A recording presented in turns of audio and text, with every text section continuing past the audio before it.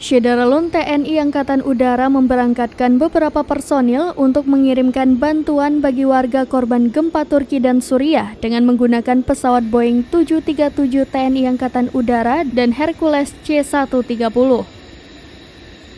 Kedua pesawat yang diberangkatkan dari Lanut Halim Perdana Kusuma, Jakarta Timur tersebut singgah di Lanut Sultan Iskandar Muda Blang Bintang Aceh Besar pada Sabtu 11 Februari 2023.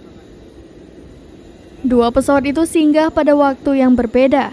Pertama, sekira pukul 12:45 waktu Indonesia Barat, pesawat Boeing TNI Angkatan Udara 737 dengan A7308 yang mengangkut personil relawan. Setelah tiba, para personil dan awak pesawat istirahat sementara di Lanut Sultan Iskandar Muda.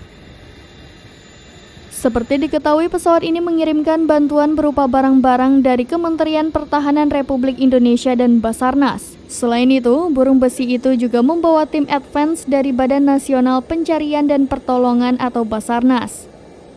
Personil yang dikerahkan itu selain bertugas membantu korban gempa bumi di sana, mereka juga akan mendata kebutuhan yang paling esensial. Sehingga tim kedua yang dikirim ke Turki dan Syria membawa bantuan sesuai dengan kebutuhan para korban. Dari Aceh Besar, Henry, serambinews.com.